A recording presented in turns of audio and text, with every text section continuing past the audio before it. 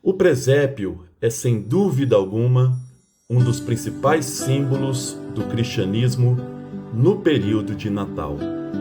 Ele está presente nas igrejas, nos lares de muitos cristãos e nas praças de muitas cidades.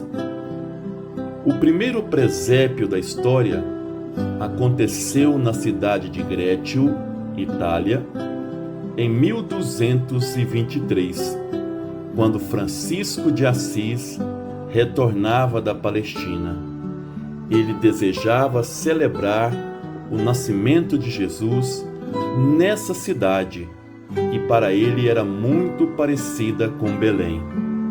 Segundo seu biógrafo Tomaso de Celano, Francisco disse: "É meu desejo celebrar a memória do menino que nasceu em Belém, de modo a poder contemplar com meus próprios olhos o desconforto que então padeceu e o modo como foi reclinado no feno da manjedoura entre o boi e o jumento." A partir de então, todos os anos, o cristianismo celebra o Natal com a presença do presépio. Mas Jesus nasceu mesmo em uma manjedoura em Belém? Jesus nasceu em um estábulo? Jesus nasceu na cidade de Belém? É isso que nós vamos abordar hoje no programa História e Cristianismo.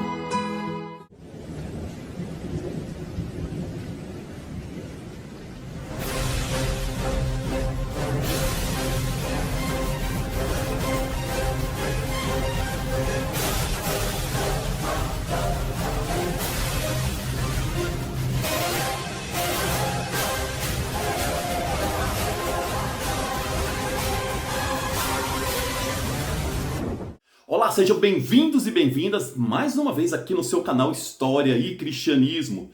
Vocês viram aí sobre a origem histórica do presépio, que foi com Francisco de Assis, 1223, na cidade italiana de Grécio, cidade que fica aí numa montanha. O Francisco possivelmente aí juntou o que ele tinha na memória, né, das leituras sobre o Evangelho de Lucas e também de Mateus. Mas nosso objetivo hoje aqui é jogar um pouco luzes nesse evento a partir da história e também das interpretações teológicas desse fato. Os únicos evangelhos que narram sobre o nascimento de Jesus, os chamados evangelhos canônicos, são os evangelhos de Mateus e o evangelho de Lucas. Ambos trabalham aí a partir do capítulo 2, o nascimento de Jesus. A primeira pergunta que nós temos que fazer é qual a historicidade, né, desses eventos narrados aí, ou narrado pelos esses dois evangelhos. Primeira coisa que nós temos que falar, é muito difícil você resgatar um evento de 2000 anos atrás e tentar aí estabelecer alguns critérios históricos sobre esses eventos. Não é diferente em relação ao nascimento de Jesus, embora Jesus seja uma personagem aí importante para o Ocidente. O que eu estou dizendo é que é muito difícil transportar do elemento da fé, que é Jesus, para o elemento da história. Ou seja, os evangelhos, eles estão preocupados mais com mensagens teológicas, mensagens de fé, e não mensagens de história. Então não é fácil você abordar sobre o Jesus histórico, tendo como referência apenas aí os evangelhos. Mas podemos aí pincelar alguns elementos para poder então entender esses eventos do capítulo 2, tanto do Lucas como do Mateus. Hoje especificamente vamos frisar aqui no Lucas. No próximo programa vamos falar um pouco sobre o Evangelho de Mateus. Mas a princípio podemos dizer que esses dois evangelhos narram o mesmo evento de forma diferente. A única coisa que existe, né, ou as únicas coisas que existem de comum entre Mateus e Lucas é o fato de abordar que os pais de Jesus são José e Maria, e também que ele nasceu de uma virgem, né, que Jesus nasceu de uma virgem e que depois do nascimento de Jesus, ele vai voltar para Nazaré, para Mateus vindo do Egito, para Lucas diretamente para Nazaré, depois de Jerusalém. São os elementos comuns. Mas os dois evangelhos narram exatamente o mesmo episódio de forma completamente diferente, o que já nos coloca uma indagação. Se o evento é o mesmo, por que tantas diferenças na narrativa? O Mateus, ele fala de fuga para o Egito, fala de magos, fala da figura do rei Herodes, que Jesus nasceu no tempo do rei Herodes, enquanto o Lucas fala de recenseamento na época do Quirino, quando era aí procurador da Síria, fala da circuncisão de Jesus, fala de adoração de pastores, ou seja, narra o mesmo evento de forma completamente diferente. O que pode já nos dar uma primeira resposta histórica, que o evento narrado não é histórico no sentido pleno da palavra, né? História no sentido de ciência. Porque se o evento fosse o mesmo, tanto Lucas como Mateus teria narrado a mesma coisa, os mesmos magos, ou pelo menos estaria muito mais próxima aí a esse relato. Então a gente já percebe que os dois evangelhos, eles têm muito mais uma preocupação teológica, de mensagem de fé, né, do que histórica. Isso é o que nos diz, por exemplo, alguns teólogos, eu vou citar aqui alguns teólogos que vão dizer que esse evangelho, os evangelhos que narram sobre o nascimento de Jesus, esse evento ele é simbólico. São eles, os teólogos, Raymond Brown, John Dominique, tá, e Rudolf Bultmann. Eles vão colocar aí que os eventos sobre a narrativa do nascimento de Jesus são narrativas simbólicas. O que os evangelistas Mateus e Lucas estão procurando fazer é fazer uma referência do nascimento de Jesus a partir da referência do nascimento de Moisés. Ou seja, estão relendo os textos do Primeiro Testamento, né? Nós chamamos de Antigo Testamento, do nascimento de Moisés, e fazendo aí uma roupagem nova a partir de Jesus. Isso é importante a gente observar. Então vamos aqui. Então o primeiro dado é esse. A distância entre as narrativas de Lucas e de Mateus nos leva a essa conclusão que a mensagem ela é simbólica, teológica e não histórica no sentido. Mas é possível, vamos pegar o de Lucas, é possível a partir de Lucas obter alguma informação histórica do nascimento de Jesus? Então a primeira pergunta é: Jesus de fato nasceu em Belém? Né? Essa é a preocupação nossa aqui hoje. Nasceu numa manjedoura, num estábulo? Se nós seguimos de perto o Evangelho de Lucas, já percebemos aí um erro, segundo a própria narrativa do Flávio Josefo, um judeu, que fala que quando o Quirino determinou o recenseamento, não foi para todo mundo, foi apenas para a Judéia, mas no ano 6 depois de Cristo, um período posterior. O Lucas aqui faz uma confusão, isso também é normal, porque não havia o rigor científico, né, quando o Lucas está escrevendo, e ele coloca esse recenseamento para a época do nascimento de Jesus. Mas algumas perguntas ainda precisam ser respondidas. Por que Maria acompanhou José até Belém, se ela estava grávida? Se eles moravam em Nazaré, por que Maria não ficou em Nazaré? Se ela José foi irresponsável, sabendo que ela teria filho logo, né, e seria um responsável por não programar essa viagem? Terceira pergunta: se José era de Belém, ele não tinha nenhum parente que pudesse acolhê-los ali em Belém, sabendo que Maria está grávida e tendo a ideia de que a hospitalidade é uma das características principais do mundo oriental? Então essas perguntas levaram os pesquisadores, os historiadores e mesmo o teólogo a perceber que o fato Belém é um fato simbólico, porque Miqueias, no capítulo 5, versículo 1 em diante, ele narra aí que de Belém, né, iria vir aí esse novo Messias. A cidade de Belém é uma cidade onde nasceu o Davi e o Messias deveria vir dessa cidade.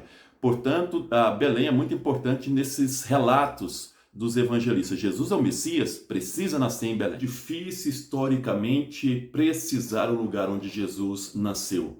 Nós teremos tanto historiadores como teólogos que vão afirmar que Jesus nasceu em Belém, Mas teremos outros que vão afirmar que Jesus possa ter nascido em Nazaré, ou mesmo Cafarnaum, ou mesmo em Belém, mais chamado Belém de Nazar, que é uma cidade ali próxima a Nazaré. Então não é fácil determinar o local de nascimento de Jesus. Mas prosseguindo no texto de Lucas, precisamos tomar cuidado com as interpretações que levaram à ideia do presépio. Quando nós lemos o texto de Lucas, ele afirma que Maria e José estavam em Belém. Quando chegou o tempo, Maria teve o seu filho e colocou numa manjedoura, porque não havia lugar para eles na hospedaria. Então, a partir dessa leitura, o São Francisco de Assis e toda a tradição cristã durante séculos colocaram Jesus nascendo aí numa estabaria, né? No estábulo, e justamente ali com animais onde Jesus tenha nascido. Primeiro ponto importante é observar que Lucas escreve para não-judeus, os chamados gentios. Lucas tem um objetivo claro ao escrever para esses não-gentios. Ele tenta mesclar a divindade de Jesus, afirmando aí que Jesus é Deus através das entidades celestiais, como os anjos, da virgindade nascendo filho de Deus, mas também ele salienta a humanidade de Jesus nascendo em condições precárias, passando frio, fome e em um lugar muito pobre, ressaltando então a pobreza de Jesus diante aí da possibilidade de nascer no palácio, e para afirmar então que mesmo sendo filho de Deus, ele ainda era ignorado por todos, menos pelas pessoas mais simples e de moral duvidosa, como os pastores e dos animais. Agora, um dado importante, que existe um erro de interpretação aí através de uma palavra grega chamado katálima. Katálima significa sala e não hospedaria, como a gente lê hoje. Inclusive a Bíblia de Jerusalém já traz a tradução sala, katálima. Portanto, não havia lugar para eles na sala. Se a gente for para o texto de Mateus, vamos perceber também que os magos visitaram Jesus em uma casa. Então Jesus nasceu em uma casa, Maria e José estavam em uma casa. O que responde uma daquelas perguntas que nós levantamos. José levou Maria até Belém, possivelmente com a intenção de ali fixar residência, ou já moravam ali e já tinham uma propriedade, uma casa. Mas a casa estava cheia. Aqui nós estamos partindo da hipótese que Jesus tenha nascido em Belém. A casa estava cheia, a sala estava cheia. Mas catálima pode ser também o quarto de hóspede. Nas residências orientais, principalmente na época de Jesus, existia uma grande sala e se fazia um quarto anexo. Esse quarto servia tanto para as visitas, como também para as mulheres que tinham filhos, que tinham ganhado filhos. Acontece que o texto de Levítico, no capítulo 12, versículo de 1 a 5, prescreve aí que a mulher, quando ela tem um filho homem, ela tem que ficar mais ou menos 40 dias separada da casa, porque ela está impura. Se for filha, esse prazo estende para 80 dias. A mulher não podia transitar pela casa e nem tocar nos objetos dessa casa. Então esses quartos eram feitos para isso, mas também para receber hóspede. A casa estando cheia, a casa de hóspede, né, o quarto, a catálima, ou mesmo a sala, onde morava ali as pessoas da família. José e Maria não querendo dar trabalho ou amolar aquelas pessoas que ali estavam, eles vão descer e ali ter Jesus no lugar onde estavam os animais.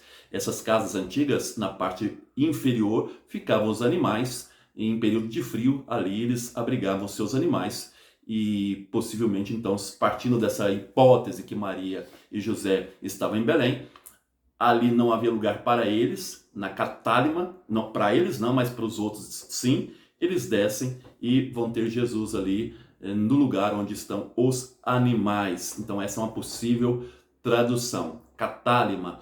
para provar de fato que catálima é sala e não hospedaria, basta observar que Jesus, quando manda os discípulos prepararem um lugar, uma sala, o verbo usado do grego é catálima, tá? Hospedaria é quando Jesus fala que o bom samaritano levou aquele homem que foi assaltado para uma hospedaria, pandóquion, tá? Pandóquion é hospedaria, pandóquion, e não catálima. Então Jesus nasceu numa casa, possivelmente sim com os animais, mas na parte inferior da casa e não num lugar isolado, numa gruta, como deu a ideia do presépio. Hoje esse lugar em que a arqueologia mostra em que Jesus nasceu e que havia uma casa, é onde está hoje a Basílica da Natividade, em Belém, que desde o século II é aí colocada como lugar de adoração ou de veneração em relação ao nascimento de Jesus. Aquela Basílica da Natividade foi construída a mando da mãe do Constantino, Helena, no século IV depois de Cristo. Gostou do nosso programa? Compartilhe, curtam, para que outras pessoas possam ter acesso. Agradeço aí, ontem na verdade, nossa página chegou a 1000 pessoas, a 1000 inscritos, e se você for divulgando nossa página, ela vai crescer cada vez mais e outras pessoas terão essas informações. Um grande abraço. No próximo vídeo nós vamos analisar o Evangelho de Mateus, tentando entender os símbolos que ali estão, como a estrela, os magos, os presentes que Jesus recebeu. Um abraço, até o próximo programa do seu canal História e Cristianismo.